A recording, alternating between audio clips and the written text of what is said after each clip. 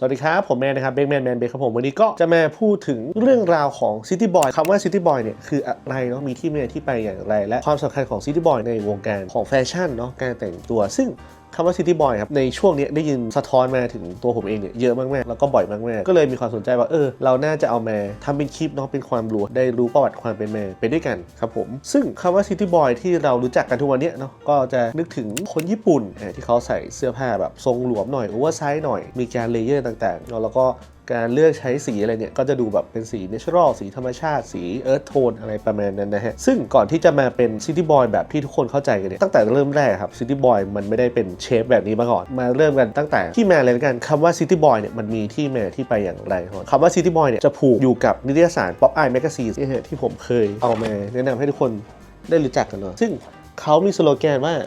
Magazine for City Boy มาพร้อมกันเลยตั้งแต่แรกเนาะโดยคอนเซปต์ของ Pop Eye Magazine เนี่ยในยุคแรกตั้งแต่ปี 1976 นะครับเนาะผ่านไปก็เกือบ50 ปีแล้วในตอนนั้นนะครับมีบรรณาธิการหลักคือคุณโยชิอิสะคินาเมริและคุณจิโร่อิชิคาวะซึ่งในยุค 70 เนี่ยช่วงนั้นในญี่ปุ่นเนี่ยได้รับอิทธิพลจากอเมริกาค่อนข้างเยอะมากๆทั้งเรื่องการใช้ชีวิตอาหารหรือการแต่งตัวคุณโยชิอิสะคินาเมริแล้วก็คุณจิโร่อิชิคาวะเนี่ยก็เลยก่อตั้งเนาะนิตยสารเล่มนี้ขึ้นมาครับ Pop Eye Magazine เพื่อที่จะนำเสนอไลฟ์สไตล์การแต่งตัวในฝั่งของตะวันตกเนาะเอามาให้คนญี่ปุ่นเนี่ยได้รู้จักกันมากขึ้นแล้วก็แพร่หลายมากขึ้นนะฮะในยุคนั้นจากที่แบบเคยเข้าใจว่าจะต้องแต่งตัวใส่สูทเนี้ยบๆอย่างเดียวแล้วมันก็มีการแต่งตัวที่แบบดูสบายมากขึ้นแต่ก็มีความแคชชวลด้วยโดยในฉบับแรกของ Pop Eye Magazine นะครับทั้งเล่มเนี่ยเขาทำในธีมชื่อว่าฝ่ายแคลิฟอร์เนียเลยซึ่งมันชัดเจนมากๆว่าเนี่ยได้ของอเมริกามาแบบเต็มๆฮะในการมานำเสนอให้คนญี่ปุ่นได้รู้จักก็จะมีกิจกรรมอย่างเช่นการวิ่งจ็อกกิ้งการเล่นสเก็ตบอร์ดการไปเที่ยวชายหาดเป็นต้นเนาะหรือถ้าเกิดในทางของแฟชั่นเนี่ยมันจะมีพวกเสื้อผ้ากีฬารองเท้าผ้าใบสนิเกอร์ในยุคนั้นเนี่ยมันเป็นสิ่งใหม่มากๆนะฮะสำหรับคนญี่ปุ่นแล้วก็การแต่งตัวสไตล์แบบไอวี่ลีกางเกงยีนหรือว่าพวกเสื้อผ้าแบบเวิร์กแวร์เอาท์ดอร์ประมาณนี้ฮะซึ่ง Pop Eye เนี่ยเขาไม่ได้เป็นหนังสือนิตยสารที่นำเสนอแค่รูปภาพเนาะเขายังมีแบบว่าบอกราคาพิกัด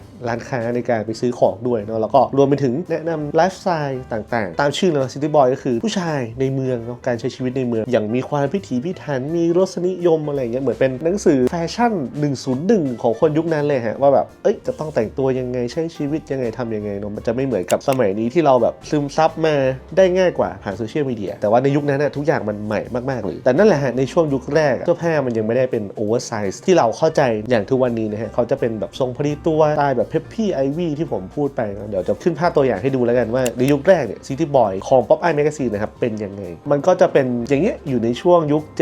70-80 จนมาถึงยุค 90-2000 เนี่ยเหมือนกระแสจะเริ่มดรอปลงไปในส่วนของนิตยสาร Pop Eye Magazine เนาะเพราะว่าการนำเสนอมันยังไม่ได้มีอะไรที่แบบใหม่และแตกต่างแล้วก็คู่แข่งเยอะมากขึ้นมาเรื่อยๆรวมไปถึงแฟชั่นมันก็มีการแบบปรับเปลี่ยนไปอยู่ตลอดเวลานะจนมาในยุคปี 2012 ถึง 2018 เนาะเป็นเรียกว่ายุคใหม่แล้วกันของ Pop Eye Magazine หรือยุคแบบที่ทรงเสื้อผ้าเนี่ยจะเริ่มมีความโอเวอร์ไซส์มากขึ้นทรงหลวมมากขึ้นภายใต้การนำของบรรณาธิการบริหารนะครับคุณทาเคฮิโร่คิโนชิตะและสไตลิสต์คนนี้ที่เรียกได้ว่าเปลี่ยนแปลงลุคของซิตี้บอยไปเลยนั่นก็คือคุณอากิโกะฮาเซกาวะครับผมซึ่งตอนนั้นเนี่ยเขาก็จะนำเสนอภาพลักษณ์หนุ่มซิตี้บอยนะเป็นหนุ่มเมืองที่มีความผ่อนคลายมากขึ้นการแต่งตัวแบบมีความโอเวอร์ไซส์ทรงหลวมมากขึ้นแล้วก็มีการเลเยอร์ที่เอาไอเทมธรรมดาเนี่ยแหละไอเทมเบสิกอย่างเช่นเสื้อเชิ้ตเสื้อยืดเสื้อเชิ้ตออกฟอร์ดกางเกงชิโน่อะไรพวกนี้ครับเอามาผสมผสานแล้วก็มีการเลเยอร์รวมไปถึงวัฒนธรรมของสตรีทแวร์แล้วการใส่สนิเกอร์อะไรพวกนี้ด้วยเนาะจนออกมาเป็นยุคของ Pop Eye Magazine และ City Boy ที่ถูกพูดถึงมากที่สุดเลยแล้วก็โด่งดังไปทั่วโลกเลยฮะ Pop Eye Magazine ในช่วงนั้นซึ่งนั่นแหละมันเกิดจากความตีความใหม่ฮะของคุณอากิโกะฮาเซกาวะจนทำให้ City Boy ครับดูเป็นเอกลักษณ์ของตัวเองที่โดดเด่นขึ้นมาเลยซึ่งโดยรวมเนี่ยมันยังเป็นเสื้อผ้าของฝั่งอเมริกาแหละที่แบบได้รับอิทธิพลมาในช่วงแรกแต่ว่ามาทำไซส์ให้มันแบบเนี่ยมีความโอเวอร์ไซส์มากขึ้นรีแลกซ์มากขึ้นใส่สบายมากขึ้นจะไม่แบบรัดรูปพอดีตัวเหมือนในยุค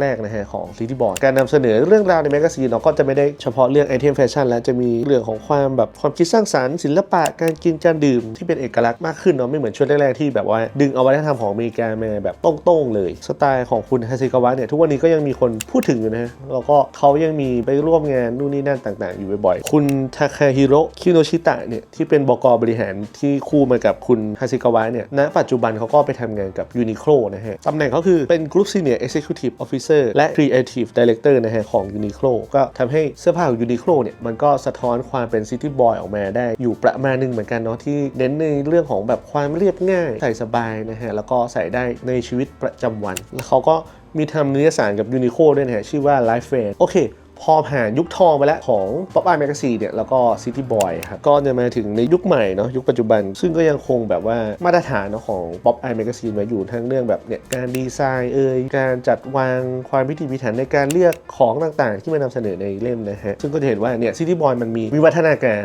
รผ่านมาหลายยุคหลายสมัยแต่ว่าบุคคลที่เรียกได้ว่าเป็น Godfather เนี่ยของ City Boy เลยก็ต้องเป็นคุณอากิโกะ ฮาเซกาวะครับที่เขาเริ่มมานำเสนอรูปแบบทรงหลวมมากขึ้นเนาะแต่ว่าณปัจจุบันนะครับที่เราเห็นกันหรือที่คนเข้าใจกันว่า City Boy ก็ไม่ใช่สไตล์ของคุณอากิโกะ ฮาเซกาวะแบบ 100% เพราะว่ากางเกงครับในยุคปัจจุบันพอเป็น City Boy มันเริ่มมีทรงแบบกว้างมากขึ้นอย่างกางเกงแบบทรงบอลลูนหรือทรงวายต่างๆที่มันมีความกว้างมากขึ้นรวมถึงการแต่งตัวที่แบบจะเน้นไปทางกอล์ฟคอร์มากขึ้นญี่ปุ่นนะครับช่วงหลังๆเนาะเขาจะเน้นกอล์ฟคอร์มากขึ้นด้วยสภาพอากาศของประเทศญี่ปุ่นนี่แหละการใส่กอล์ฟคอร์มันเลยไปด้วยกันได้ถือว่าเป็น City Boy ใหม่ๆแล้วกันยุคหลังๆที่เราเห็นกันซึ่งไอความกอล์ฟคอร์เนี่ยมันมาอยู่กับ City Boy ก็ผู้นำเทรนด์ในตอนนั้นนะครับก็คือคุณเออิจิโร่ฮอนมะเป็นผู้ก่อตั้งแบรนด์นามามิก้าแล้วก็ผู้อำนวยการฝ่ายออกแบบของ The North Face Purple Label นะฮะมันก็เริ่มมีการเอาเทคโนโลยีและกันผ้าในแบบยุคใหม่ๆที่เน้นเรื่องฟังก์ชันการใช้งานเอามานำเสนอในรูปแบบของ City Boy ในยุคของปัจจุบันมากขึ้นซึ่งมันก็ยังแนวคิดเดิมแหละที่เน้นเรื่องแบบว่าฟังก์ชันด้วยแล้วก็เรื่องแบบแฟชั่นเนาะผสมผสานอยู่ด้วยกันรองเท้าอย่างเงี้ยก็จะเป็นแบบพวกแบรนด์ outdoor อย่าง Salomon อะไรเงี้ยก็มีบทบาทใน City Boy ยุคปัจจุบันมากขึ้นเนาะอย่างยุคก่อนก็จะเป็นแบบ New Balance อะไรอย่างเงี้ยบางทีก็จะมีพวกรองเท้าหนังรองเท้าโบชูอะไรอย่างเงี้ยเข้ามาด้วยแต่นั่นแหละฮะรองเท้าก็คือจะเน้นแบบฟังก์ชันเลยเนาะเป็นฟังก์ชันที่มีแฟชั่นเรื่องแบบรูปทรงสวยงามใช้งานได้ในชีวิตประจำวันเนาะใส่ทุกวันได้โดยอินฟลูเอนเซอร์นะครับที่ผมว่าเขานำเสนอสไตล์การแต่งตัวแบบ City Boy ในยุคใหม่เนี่ยได้อย่างชัดเจนก็คือคุณเรียวทาคาชิเมะซึ่งเขาคนนี้ผมเห็นรูปใน IG เขามันจะถูกยกไปใช้ในแบบว่าคอนเทนต์เนาะที่เป็นเกี่ยวกับ City Boy อยู่บ่อยๆซึ่งเราก็จะเห็นสไตล์การแต่งตัวเขาเนี่ยว่ามันจะมีความเทคแวร์กอล์ฟคอผสมเข้ามาด้วยเนาะอย่างที่ผมได้เล่าไปฮะว่ามันคือวิวัฒนาการของ City Boy ในยุคปัจจุบันและรวมไปถึงกางเกงโซบอลลูนเนาะกางเกงขากว้างต่างๆและอีกคนหนึ่งที่น่าสนใจที่ผมเห็นแบบว่าเวลามีใครพูดถึง City Boy เนี่ยจะเจอภาพของเขาคนนี้อยู่ตลอดนั่นก็คือคุณลีฮันดงนะครับหรือฮันดงลีเป็นชาวเกาหลีใต้เขาก็เรียกได้ว่าเอาสไตล์ City Boy ไปทำจนโด่งดังเนาะเป็นสไตล์ของตัวเองเหมือนกันซึ่ง City Boy ของฮันดงเนี่ยเขาจะมีความใหญ่แบบค่อนข้างสุดทางแบบใหญ่มากๆซึ่งอันนี้หลายๆคนก็มักจะเข้าใจว่าเขาเป็นคนญี่ปุ่นอะไรเงี้ยหรือว่าเป็นแนวซิตี้บอยแบบดั้งเดิมจริงๆเขาก็เป็นซิตี้บอยที่ยุคหลังแล้วก็เอามาดัดแปลงทุกวันนี้เขาก็ยังแอคทีฟอยู่เนาะเขาทำแบรนด์เสื้อผ้าด้วยชื่อแบรนด์อังกลันผมก็ชอบเหมือนกันแบรนด์นี้รวมถึงคุณเรียวทาคาชิเมะก็มีแบรนด์เสื้อผ้าเช่นกันเนาะ2แบรนด์นี้ใครที่ชอบแนว2คนนี้เนาะก็ลองไปติดตามดูกันได้ผมเนี่ยบอกได้เลยว่าเป็นแฟนของ2คนนี้มาอย่างยาวนานเช่นกันเนาะก็ศึกษาสไตล์การแต่งตัวมาอัดแอปให้มันเป็นของผมเองเป็นอีกต่อหนึ่งแล้วกันในการทำ Brickman Studio ครับก็เลยทำให้หลายๆคนมองว่าแบรนด์ของผมเนี่ยมันดูมีความเป็นแบบ City Boy ซึ่งตอนแรกผมก็คิดว่าผมแล้วก็แบรนด์เนี่ยไม่น่าใช่สไตล์ City Boy ขนาดนั้นเพราะว่าภาพจำของ City Boy ของผมยังจำเป็นแบบ City Boy ใน Pop Eye Magazine แบบยุคแรกๆเนาะหรือแบบอย่างยุคคุณฮาซิกาวะเนี่ยก็มีความคล้ายแต่ผมก็คิดว่ายังไม่ใช่เราก็ไม่ได้กล้าที่จะแบบพูดออกไปว่าเราคือ City Boy อะไรขนาดนั้นเนาะซึ่งจริงๆคำนี้มันไม่ได้เป็นคำที่เฉพาะเจาะจงขนาดนั้นเหมือนสไตล์การแต่งตัวสไตล์อื่นเนาะมันเป็นคำที่เกิดมาจากนิตยสาร Pop Eye Magazine ครับซึ่งมันก็ถูกถ่ายทอดโดยบก.เนาะผู้บริหารในแต่ละยุคว่าความเป็น City Boy เนี่ยมันคืออะไรมันต้องแต่งประมาณไหนแต่ว่าภาพจำที่คนจำกันได้ก็ยุคของคุณฮาเซกาวะแล้วก็ยุคของเรียวทาคาชิเมะแล้วก็คุณฮันดงเนี่ยที่เขาเป็นอินฟูในแบบช่วงยุคหลังๆทำให้คนแบบติดภาพว่าเป็นกางเกงทรงบอลลูนเสื้อตัวใหญ่โอเวอร์ไซส์นะฮะซึ่งมันก็วิวัฒนาการต่อกันมาเรื่อยๆอย่างหนึ่งเลยที่สำคัญมากๆของ City Boy เขาเน้นย้ำมาโดยตลอดก็คือการดูดีแบบไม่ต้องพยายามซึ่งการใส่เสื้อผ้าทรงหลวมเนี่ยมันก็เลยเป็นแนวที่เรียกได้ว่าตอบโจทย์กันนิยามดีที่สุดแล้วกันเพราะว่าพอเป็นทรงหลวมครับซิลูเอทที่มันมีความกว้างมีเคิร์ฟมีอะไรเงี้ยมันจะทำให้ลุคของเราดูแตกต่างแต่ก็ไม่ได้ต้องพยายามมากในการแต่งตัวแต่ผมคิดว่ามันก็ต้องพยายามอยู่นะในการหาไอเทมที่มันใช่จริงๆเนาะในสไตล์ของ City Boy ซึ่งเขาก็จะเน้นเรื่องเนี่ยความปราณีตความพิถีพิถันในการผลิตความใส่ใจเนาะในดีเทลเล็กน้อยซึ่งผมก็เรียกได้ว่าได้รับอิทธิพลพวกนี้มาโดยที่แบบก็ไม่ได้ตั้งตัวนะจริงๆเรื่อง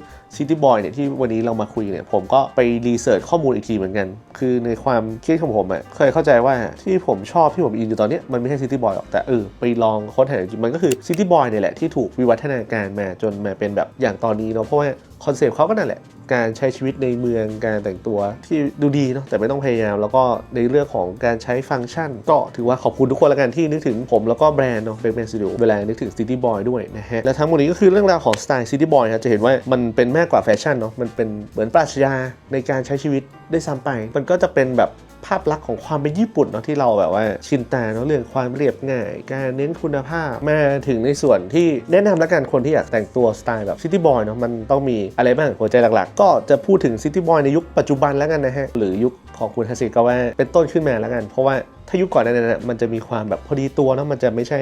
ซิตี้บอยแบบที่พวกเรารู้จักกันในตอนนี้แหละเรื่องแรกเลยก็คือเรื่องของซิลูเอทเนาะเรื่องของรูปทรงของเสื้อผ้านะฮะก็จะเน้นเป็นทรงแบบทรงหลวมทรงโอเวอร์ไซส์ทรงกว้างซึ่งการใส่เสื้อผ้าโอเวอร์ไซส์เนี่ยมันจะช่วยในข้อต่อไปคือเรื่องของการเลเยอร์เนาะพอใส่โอเวอร์ไซส์ครับการเลเยอร์มันก็จะง่ายมากขึ้นแล้วเราก็จะไม่ได้อึดอัดจนเกินไปเนาะมันก็ยังแบบแต่งตัวในชีวิตประจำวันได้พอมีเสื้อผ้าโอเวอร์ไซส์เสร็จแล้วก็ต้องมารู้จักการเลเยอร์นะฮะการเลเยอร์เนี่ยเบสิกง่ายๆเลยผมว่าเสื้อยืดสีขาวด้านในเนาะที่ดูแบบโอเคหน่อยอันเนี้ยก็จะเป็นแบบเบสิกกันตายได้เลยของการแต่งตัวเลเยอร์เพราะว่าสีขาวมันสามารถใส่ได้กับทุกสีเป็นสีที่ค่อนข้างแบบโกงนิดนึงเนาะจะใส่กับสีไหนก็ได้นะฮะไม่ได้แบบใส่ยากแล้วก็ไอเทมต่อมาพวกอ็อกเซสซอรี่เนาะหมวกมีความฟังก์ชันด้วยใช้กันแดดกันลมเดินในเมืองได้แล้วก็รองเท้าสนิเกอร์รองเท้าผ้าใบรวมไปถึงรองเท้าหนังเนาะโลฟเฟอร์อะไรอย่างเงี้ยก็ได้แต่ก็นั่นแหละต้องเน้นเรื่องแบบว่าความสบายความใส่แบบไม่ต้องพยายามทรมานเพื่อที่จะใส่มันถ้าเป็นในยุคปัจจุบันล่าสุดเลยเนี่ยก็พวกเสื้อผ้าเทคแวร์แต่เนี่ยผมว่าในไทยอาจจะเริ่มใส่ยากแหละมันเหมาะกับช่วงแบบอากาศหนาวอะไรเงี้ยในญี่ปุ่นอะไรครับวัยรุ่นญี่ปุ่นเขาจะแบบใส่กันเยอะมากๆก็จะมีแบรนด์แบบ The North Faceอัลเทลิกแบรนด์ใหม่เนี่ยที่แบบมาแรงมากๆนะฮะจะเป็นแบบเสื้อผ้าเทคแวร์เอาท์ดอร์ที่มีแบบคุณภาพค่อนข้างดีเนาะซึ่งราคาเนี่ยค่อนข้างสูงเช่นกันแต่ว่าคนญี่ปุ่นเวลาเขาซื้อของครับเขาก็จะมองว่าซื้อทีเดียวเนาะใช้นานๆเขาก็เลยจะเน้นแบบสีเบสิกหรือแบบอย่างพวกเสื้อกันลมเสื้อกันหนาวแจ็คเก็ตอะไรเงี้ยก็จะเน้นแบบสีดำซะเยอะก็จะประมาณนี้ซึ่งเดี๋ยวนี้แบรนด์ผมว่ามันมีแบรนด์ใหม่เกิดขึ้นเยอะมากๆไปลองดูฮะให้มันเข้ากับความเป็นซิตี้บอยเนาะโอเวอร์ไซส์ก็ไม่ใช่ซิตี้บอยเสมอไปเช่นกันเนาะเพราะว่ามันจะมีองค์ประกอบเรื่องสีเข้ามาอีกแล้วก็จะไม่เน้นลวดลายกราฟิกแบบแนวสตรีทจ๋าๆเลยอะไรเงี้ยเดี๋ยวจะขึ้นรูปเทียบให้ดูดีกว่าว่าความโอเวอร์ไซส์เนี่ยมันไม่ใช่ซิตี้บอยทุกอย่างไงมันจะมีโอเวอร์ไซส์แบบว่าฮิปฮอปไปเลยเนาะหรือว่าแบบสตรีทจัดจ๋าๆไปเลยที่จะเน้นแบบลวดลายกราฟิกความขาดความเซอร์ที่เป็นการทำให้มันดูเก่าดูเซอร์ครับก็จะประมาณนี้แล้วกันนะฮะประวัติความเป็นมาของ